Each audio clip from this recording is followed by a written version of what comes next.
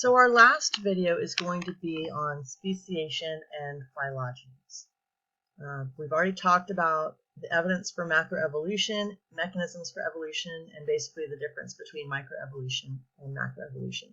Speciation and phylogenies is going to be dealing mostly with macroevolution, so one species arising from another. So how does speciation occur? Speciation, again, is one species appearing where there used to be another species, or potentially one species splitting into two.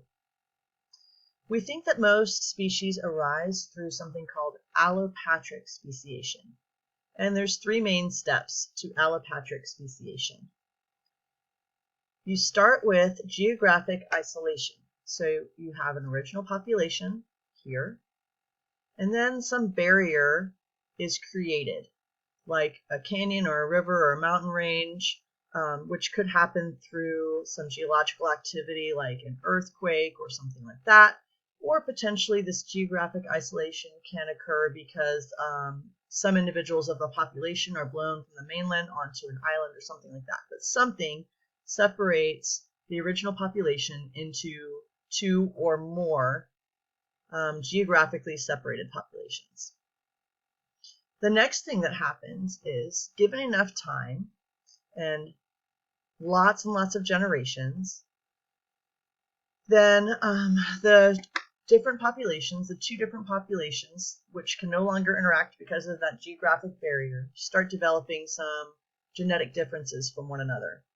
That can be through genetic drift or some of the other mechanisms that we've talked about. Could be natural or sexual selection, even though we haven't discussed those yet. Those could play a role in reproductive isolation between the two species, between the two populations.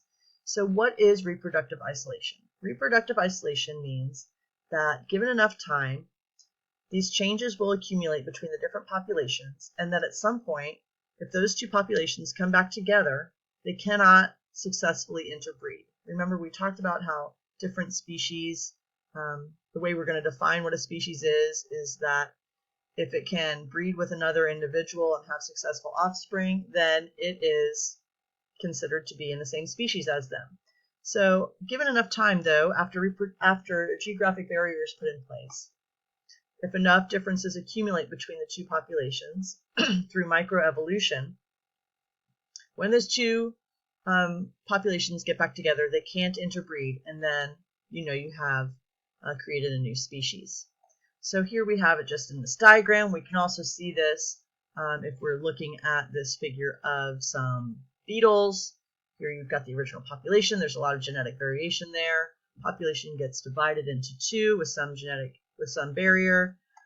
If given enough time, the populations start to look different from one another because of microevolution. And then here the populations have gotten back together, and you can see they don't look the same anymore, and they are a different species. Here you can see speciation that could occur, allopatric speciation that could occur in mountain ranges. So you may have an original population that looks something like this.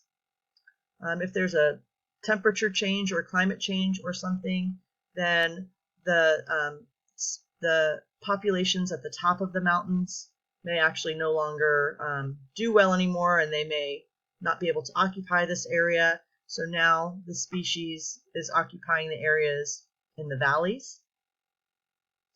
And if given enough time, these three populations may become so distinct from one another that even if they could get back together, they wouldn't interbreed. Similar scenario down here, only it's looking at what's happening on peaks, like perhaps the valleys are no longer supporting the species. And so now you just have different populations at the different peaks. And again, given enough time, these two peaks could, instead of just having different populations of the same species, they could end up having two different species because of microevolution occurring over thousands of generations potentially.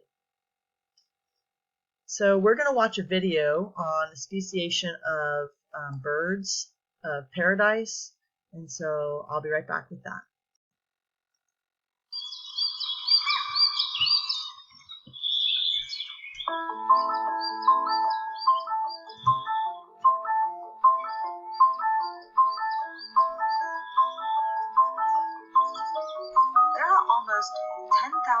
bird species on the planet.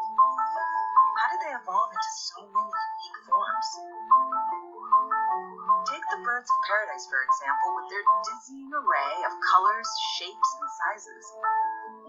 From genetic evidence, we know that the ancestor of all 39 species was a plain, crow-like bird. And the process that caused this one species to split into many is called speciation. Before we explain speciation, let's talk about what we mean when we use the word species. According to the classic definition, species are groups of actually or potentially interbreeding natural populations which are reproductively isolated from other groups. Speciation begins when groups become separated in space or become different enough in form and behavior that individuals from one group no longer regularly mate with individuals outside the group. One way for a new species to evolve starts when a few individuals colonize a new area that is outside their native range. Take, for example, a volcanic island that rises out of the sea just off the coast of the mainland. Over millions of years, as the island grows larger and less volcanically active, plants begin to grow, but there are no birds here yet. Then one day, birds from a common species on the mainland are blown over by a storm and start a new population. If these birds move between the island and the mainland only rarely, the conditions for reproductive isolation are set, and the brand new island population is on its way to becoming a new species. Over thousands of generations, the two populations will be shaped by natural and sexual selection into separate forms, each with a unique genetic fingerprint. But at what point are we confident that this island population has really changed enough to become a new species? Well, let's put our definition to the test. If we introduce a female from the mainland species to a potential mate from the island after 200 generations in isolation, about 400 years in bird terms, will they mate?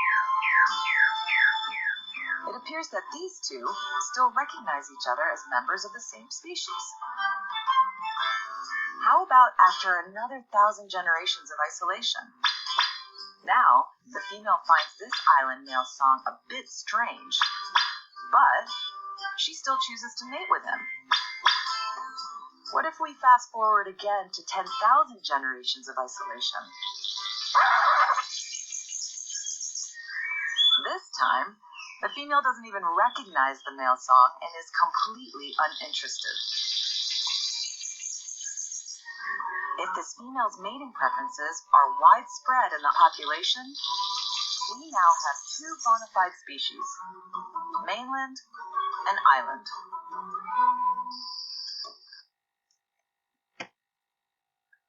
So now that we're done with speciation, we can talk about phylogenies. So what is a phylogeny? A phylogeny is it's an set of evolutionary relationships of organisms or genes, and they demonstrate anything related by descent, so that means that have common ancestors. Phylogenies are often visualized as phylogenetic trees. So as you see here, this is a phylogenetic tree of vertebrates. You are going to be doing a lab where you build a bunch of phylogenetic trees, so I wanted to introduce you to those before you do that lab. I'm not going to go into a lot of detail because the lab will explain a lot. One thing that's important to know is that a lot of times we think about evolution as linear. So here is essentially a linear tree showing what we hypothesize, or our best guess, of ancestors of the modern day horse. So based on the fossil record, we have put together the evolutionary history of horses, and this is what we think are the series of ancestors, from most recent ancestors to very distant ancestor right here. So it's easy to think about speciation and evolution as linear, but in actuality, the evolutionary history of horses looks more like this, where you have multiple branches coming off. These are the same species in that linear image I just showed you a second ago, but you can see there's a lot of other species, a lot of other relatives of horses that have gone extinct. So if these lines of the phylogenetic tree don't reach up here to the recent time, that means that all these different species from the past, they are all extinct. And if we think of evolution as very linear, we miss out on all of these other relatives of horses from the past. So one of the questions I think I asked you in the Probing Your Knowledge about evolution was, did humans evolve from chimpanzees? So what do you think? Here is the phylogeny of primates. And you can see here that humans are right here, and right next to humans on the phylogenetic tree are chimpanzees. Their genus is Pan. So by looking at this tree, can you tell if humans evolved from chimpanzees? What's the answer? So the answer is, oops, I skipped ahead one. No, we are not evolved from chimpanzees, but we did share a common ancestor right here, demonstrated on this phylogenetic tree, about 6 million years ago. So we have a common ancestor with chimpanzees, just like we have a common ancestor with all of the other primates on this phylogeny. And this tells you, based on fossil data and molecular data, how many millions of years ago we estimate that we had shared common ancestors with all of these different species. But chimpanzees and humans shared a common ancestor about 6 million years ago. So if we look at that relationship a little bit closer, we can see all of the other species that sort of exist in between, or have existed between chimpanzees and us. So here is where we share a common ancestor, again about 6 million years ago with chimps, and somewhere between 6 and 5 million years ago we split off from chimps. And this branch over here had all of the human ancestors. And you can see, again, there's a lot of species that existed but are extinct, and we know this from the fossil record. And you may or may not have known this, but a very recent relative of ours that's only been extinct for not very long, I think, within the 100,000 years ago maybe, was Neanderthals. So they existed maybe even less than 100,000 years ago. And in fact, there is some overlap between modern humans and Neanderthals existing around the same time. But Neanderthals went extinct, and so now the only species left in this genus is us. But here you can see that common ancestor between chimps and humans. So no, we did not evolve from chimps, but there was a common ancestor between us back here.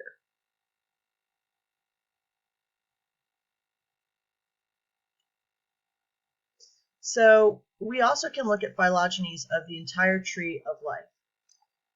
If we do that, what we can see are several different things. One is that the tree of life puts us as all related, every species on Earth, as sharing a common ancestor. This tree of life is pretty cool because it shows all these different groups.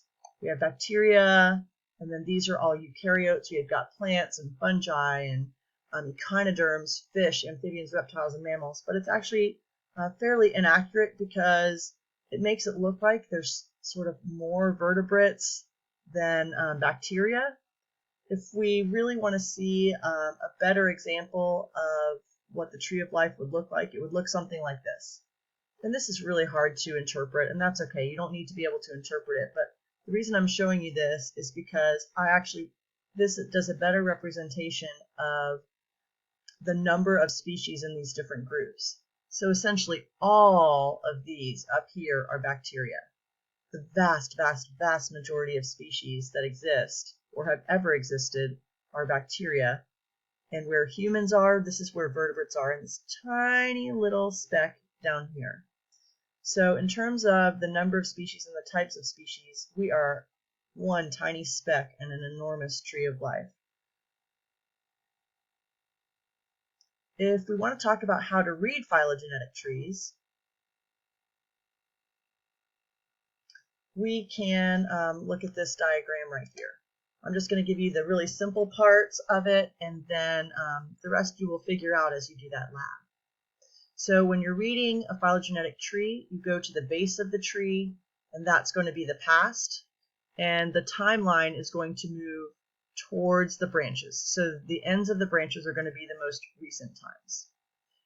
Back in the past part at the base, you're going to have the ancestors, and the descendants are going to be at the ends of the branches.